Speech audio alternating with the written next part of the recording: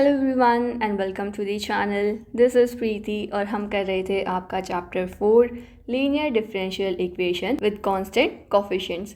इसमें आपने last 4 exercise के अंदर अलग अलग डिफरेंशियल इक्वेशंस को सॉल्व करना सीखा था। लास्ट आपके पास एक्सरसाइज के अंदर पर्टिकुलर इंटीग्रल की वैल्यू अलग अलग थी।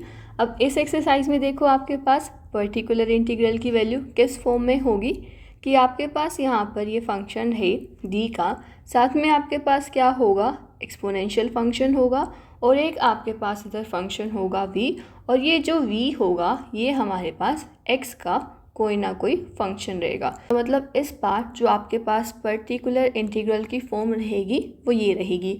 अब इसको हमें सॉल्व कैसे करना है, देखो आप क्या करोगे, जो भी आपकी वैल्यू गिवन होगी वहाँ पर e की पावर ax से आपको कंपेयर करना है। आपको वहाँ पर a की वैल्यू निकालनी है। a की वैल्यू निकालने के बाद आपको क्या करना है, यहाँ d की जगह पर d प्लस a लिख देना है। मतलब d को हमें रिप्लेस कर देना है d प्लस a से, और इधर आपका फंक्शन क्या रहेगा, v रहेगा। और जो ये e की पावर ax यहाँ पर हमने लिखा था, e की पावर ax को आप लिख दोगे आगे, और आगे आपको क्या करना है, इसके बाद e की पावर ax को तो रखोगे अलग, और इस फंक्शन को जैसे आपने पिछली एक्सरसाइज में अलग अलग x के फंक्शंस के लिए सॉल्व किया था उसी तरह से सॉल्व कर दोगे। ये करना कैसे है, एग्जांपल से सीखते हैं हम कि अलग अलग हमारे पास v की जब वैल्यूज़ होंगी। देखो फर्स्ट आपके पास है कि इस डिफरेंशियल इक्वेशन को आपको सॉल्व करना है। यहाँ हमारी e की पावर ax के साथ क्या है, अलजेब्रिक फंक्शन है। अब देखो इसे कैसे करते हैं। सबसे पहले तो इक्वेशन हमें दी डी स्क्वायर वाई, ये टी एक्स स्क्वायर प्लस में वाई, और इधर है आपके पास x इंटू ए की पावर 2x। सबसे पहले तो इसे लिखोगे आप सिंबॉलिक फॉर्म के अंदर, तो ये डी स्क्वायर प्लस 1 वाई बाहर और ये इक्वल टू x इंटू ए की पावर 2x हो जाएगा। यहाँ से हमारी ऑक्सिलरी इक्वेशन क्या बचेगी, D square plus 1 is equal to 0, और यहाँ से d की वैल्यूज़ आपके पास क्या आ जाएंगी, प्लस माइनस आयोटा। तो कॉम्प्लीमेंट्री फंक्शन की आप वैल्यू लिख सकते हैं, क्या होगी, e की पावर अल्फ़ा x होता था, अल्फ़ा यहाँ पर 0 है तो आपके पास क्या आएगा, c1 cos of beta x, beta यहाँ 1 है तो c1 कोस x, और प्लस में c2 आपके पास क्या आ जाएगा, साइन x आ जाएगा। इसके बाद हमें निकालना है यहाँ पर पर्टिकुलर इंटीग्रल। तो ये देखो यहाँ पर आपने लिखी अपनी auxiliary equation D square plus 1, और इधर आपके पास क्या है, e की पावर 2x है और साथ में क्या है, x है। अब सबसे पहले तो आपको क्या करना है, इसे e की पावर ax से कंपेयर करना है। तो a की वैल्यू आपके पास यहाँ पर क्या आएगी, 2। तो आप क्या करोगे, d की जगह पर d प्लस 2 पुट कर दोगे, इसका स्क्वायर प्लस में 1, यहाँ पर आपको लिखना है x, और इधर आपके पास e की पावर 2x आगे आ जाएगा। तो ये देखो क्या बचेगा, यहाँ से आपके पास e की पावर 2x ऐसे ऐसे ब्रैकेट में लिख लो, 1 अपॉन डी का स्क्वायर प्लस में 4 इंटू डी प्लस 1 आएगा, और साथ में आपके पास यहाँ पर x आएगा। तो ये e की पावर 2x हो जाएगा आपके पास, और साथ में 1 upon D square plus 4d plus में 5 और यहाँ पर x। अब इसे हमें जैसे हमने पिछली एक्सरसाइज के अंदर क्वेश्चंस को सॉल्व किया था वैसे ही सॉल्व कर देना है। जो आपकी यहाँ कांस्टेंट टर्म है उस कांस्टेंट टर्म को बाहर कॉमन लोगे तो ये 2x अपॉन 5 हो जाएगा, और यहाँ पर 1 अपॉन 1 प्लस आपके पास क्या आएगा, 4d अपॉन में 5 प्लस में d का स्क्वायर अपॉन 5, और इधर आपके पास क्या था, x था। अब इस टर्म को आप अगर ऊपर लिखते हो तो आपके पास क्या आ जाएगा, e की पावर 2x अपॉन में 5, और यहाँ पर देखो कि 1 plus 4d upon 5 plus D square upon 5 है, माइनस 1 इसकी पावर हो गई, और ये हो गया x। अब यहाँ पर आपके पास कौन सी एक्सपेंशन लगेगी, 1 प्लस डी वाली। 1 प्लस डी एक्सपेंशन में आपके पास क्या होता था, ऑल्टरनेट साइन चलते थे, नेगेटिव पॉजिटिव होता था कि 1 माइनस डी प्लस में डी स्क्वायर, इस तरह से चलता था।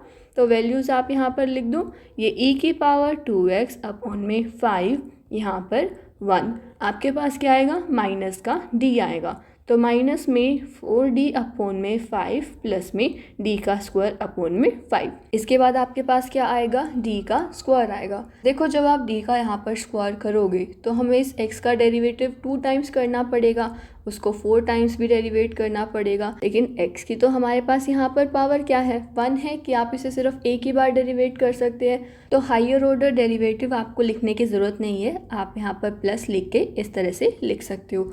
अब इस x को आपको इन सब से मल्टीप्लाई करना है, तो ये e की पावर 2x यहाँ पर 5 और इधर x माइनस 4d/5 यहाँ पर आपके पास x आ जाएगा और माइनस में d² और इधर आपको मल्टीप्लाई हो जाएगा x और बाकी टर्म्स इस तरह से। तो देखो यहाँ पर हमारे पास क्या वैल्यू बचेगी, e की पावर 2x/5 ये x और इधर x का डेरिवेटिव करोगे तो वो 1 बचेगा। तो आपके पास क्या आ जाएगा यहाँ से माइनस का 4/5 और बाकी टर्म्स आपकी कैंसिल हो जाएंगी। तो ये था हमारा यहाँ पर पर्टिकुलर इंटीग्रल। अब आपने कॉम्प्लीमेंट्री फंक्शन भी निकाल लिया, पर्टिकुलर इंटीग्रल भी निकाल लिया, तो यहाँ से आप लिख सकते हो कि therefore the solution is y = CF plus में यहाँ पर्टिकुलर इंटीग्रल कॉम्प्लीमेंट्री फंक्शन की आपने वैल्यू निकाली थी C1 cos x प्लस में C2 sin x और पर्टिकुलर इंटीग्रल की ये भी यहाँ पर निकाली, ये e की पावर 2x/5 और यहाँ पर x माइनस 4/5। तो ये आपका सोल्यूशन हो गया इस गिवन डिफरेंशियल इक्वेशन का। नेक्स्ट एग्जांपल पर चलते हैं अब हम कि आपको इस गिवन डिफरेंशियल इक्वेशन को सॉल्व करना है। देखो इक्वेशन आपके पास क्या है, d³ y/dx³ minus 3dy/dx plus में 2y = x² है आपके पास और e की पावर x है। सबसे पहले तो क्या करो, इसे सिंबॉलिक फॉर्म में लिखो, तो आपके पास क्या आएगा d ये क्यूब माइनस 3d प्लस में 2 यहाँ पर आपके पास बाहर y और ये = x² होगा और e की पावर x होगा। यहाँ से ऑक्सिलरी इक्वेशन आपको लिखनी है, वो क्या आएगी d³ माइनस 3d प्लस में 2 = 0। अभी आपके पास एक क्यूबिक इक्वेशन है, क्यूबिक इक्वेशन को आप सॉल्व करोगे आपके पास 3 वैल्यूज़ आएंगी। वो तीनों वैल्यूज़ क्या क्या होंगी, 1 1 और -2। यहाँ से आप अपने कॉम्प्लीमेंट्री फंक्शन की वैल्यू लिख सकते हो। क्योंकि दो वैल्यूज़ आपकी सेम आई हैं तो इसका सोल्यूशन कैसे होगा, C1 + C2x e की पावर जो वैल्यू सेम है वो 1 × x आपके पास प्लस में C3 e की पावर माइनस का 2x।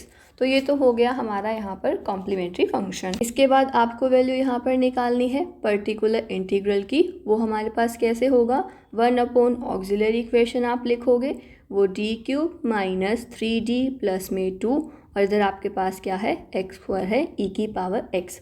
अब e की पावर x को e की पावर ax से कंपेयर करोगे तो a की वैल्यू आपके पास क्या आएगी 1, यानी कि d को आपको किससे रिप्लेस करना है, d + 1 से रिप्लेस करना है। तो ये यहाँ पर क्या हो जाएगा 1/d+1 का क्यूब माइनस 3 × d+1 प्लस में 2 x² आप इधर लिखोगे और e की पावर x को आप यहाँ पर आगे लिख दोगे। अब यहाँ पर जब आप इसका क्यूब ओपन करोगे और इसे सिंप्लीफाई करोगे तो आपके पास यहाँ पर क्या टर्म्स बचेंगी, d का क्यूब होगा और एक आपके पास यहाँ बचेगा 3d का स्क्वायर और इधर हमारे पास क्या था x² था। अब देखो यहाँ से कि कांस्टेंट टर्म तो हमारे पास है नहीं जिसे हम कॉमन ले सके, तो हम क्या करेंगे, जो d की हमारे पास कम पावर वाली टर्म है उसे आप बाहर निकाल सकते हो। तो ये e की पावर x, तो यहाँ से आप जो है 3d² को कॉमन निकाल सकते हो, क्या आपके पास बचेगा 1 प्लस में अगर यहाँ से आप ये d की पावर 2 बाहर निकाल लो तो d बचेगा और साथ में डिवाइड में क्या आ जाएगा 3 आ जाएगा और इधर मल्टीप्लाई में क्या था x का स्क्वायर था। अब इसे अगर आप ऊपर लिखते हो तो आपके पास क्या आएगा e की पावर x, ये आपके पास 3, ये d ये स्क्वायर है और यहाँ पर क्या होगा 1 + d/3 और इसकी पावर -1 और यहाँ पर x²। अब यहाँ पर आपकी बाइनोमियल एक्सपेंशन लगेगी 1 + d वाली, जिसमें आपके पास ऑल्टरनेट साइन रहेंगे। तो ये e की पावर x, ये 3 है, ये d ये स्क्वायर, तो ये 1 माइनस आपके पास d, उसके बाद आपके पास आएगा d का स्क्वायर, तो प्लस पे यहाँ पर d² आपके पास आएगा और यहाँ पर 9 आएगा। देखो क्यूब आप करोगे तो वो लिखने का फ़ायदा नहीं है क्योंकि यहाँ पर x² तक ही है तो डेरिवेटिव तो उसका 0 हो जाएगा। तो यहाँ पर आप नेगेटिव इस तरह से लिख सकते हैं और इधर x²। अब इसके बाद आप क्या कीजिए, इस d² इसको अंदर वाली टर्म से मल्टीप्लाई कर दीजिए, तो ये क्या बचेगा e की पावर x यहाँ पर 3, ये 1/d की पावर 2 माइनस, देखो एक d ये है, यहाँ पर इसकी पावर 2 है, तो ये 1/3 इंटू डी बचेगा।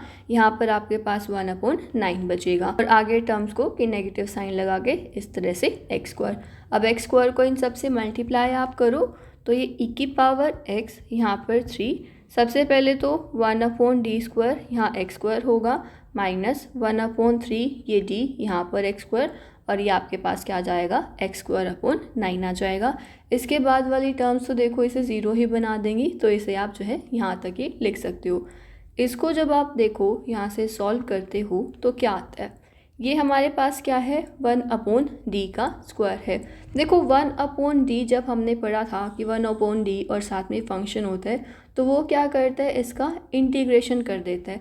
तो इस d² को आप यहाँ पर d इंटू डी लिख सकते हैं, इस तरह से x है। तो अगर आप सिर्फ इतने पार्ट की बात करें तो ये आपके पास किसके इक्वल होगा 1/d और साथ में इंटीग्रेशन होगा आपका x और dx के रिस्पेक्ट में। तो यहाँ पर भी हमारे पास यही होगा कि 1/d एक ऐसे ही रहेगा और x² का आपका इंटीग्रेशन हो जाएगा विद रिस्पेक्ट टू x। अब यहाँ पर अगेन कि -1/3 एक बार आपके पास d है तो ये भी इस x² का यहाँ पर इंटीग्रेशन कर देगा और लास्ट टर्म हमारे पास ऐसे ही x²/9। अब इधर x² का देखो सबसे पहले तो जब आप इंटीग्रेशन करोगे तो वो आपके पास x³/3 आएगा और साथ में यहाँ पर आपके पास क्या था 1/d और यहाँ पर 1/3 x² का इंटीग्रेशन करोगे x³/3 आ जाएगा और ये यहाँ पर x²/9 था। अब ये 1/d इसका फिर से इंटीग्रेशन कर देगा तो आपके पास क्या आएगा e की पावर x/3 यहाँ पर 1/3 इंटीग्रेशन आप लिखोगे x³ और dx, ये माइनस में x³/9 और ये प्लस में x²/9। इसके बाद आपको इसे सॉल्व कर देना है तो ये e की पावर x/3 ये आपके पास होगा 1/3, x³ का देखो इंटीग्रेशन करोगे तो x की पावर 4/4 आ जाएगा, यहाँ पर x³ है ये 9 प्लस में x²/9। तो ये आपके पास क्या होगा e की पावर x/3 यहाँ पर x की पावर 4/12 माइनस x³/9 प्लस में x²/9। अब यहाँ से आप इन टर्म्स का एलसीएम ले सकते हैं तो ये e की पावर x/3 जब आप 12 और 9 का एलसीएम लोगे तो आपके पास आएगा 36। अब यहाँ पर कि 12 इंटू 3 36 होता है तो 3x की पावर 4 आपके पास माइनस, क्योंकि 9 इंटू 4 36 होता है तो ये 4x³ हो जाएगा और प्लस में 4x का स्क्वायर आपके पास हो जाएगा। 36 को फिर आप यहाँ पर 3 से मल्टीप्लाई करोगे तो ये 3 इंटू 6 करोगे 18, 3 इंटू 3 9 और ये 108 और यहाँ पर हमारे पास 3x की पावर 4 माइनस 4x³ और प्लस में 4x का स्क्वायर। चाहो तो यहाँ से x की भी पावर कॉमन निकाल सकते हो, x² कॉमन आ जाएगा e की पावर x/108 तो आपके पास क्या बचेगा 3x का स्क्वायर माइनस में 4x और प्लस में 4। तो ये आपकी यहाँ पर वैल्यू आ जाएगी पर्टिकुलर इंटीग्रल की। तो आपने कॉम्प्लीमेंट्री फंक्शन भी निकाल लिया, पर्टिकुलर इंटीग्रल भी निकाल लिया।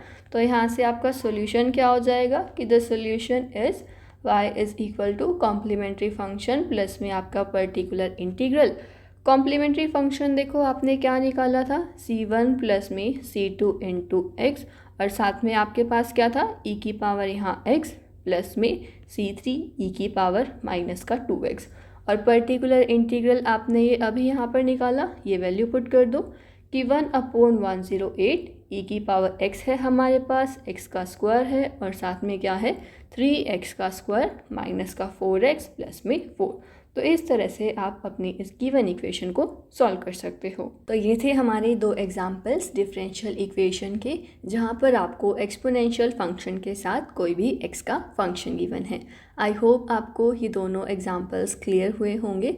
अगर आपको इन एग्जांपल्स में किसी स्टेप में कोई डाउट रहता है तो ज़रूर पूछिएगा। मिलते हैं नेक्स्ट एक्सरसाइज के साथ।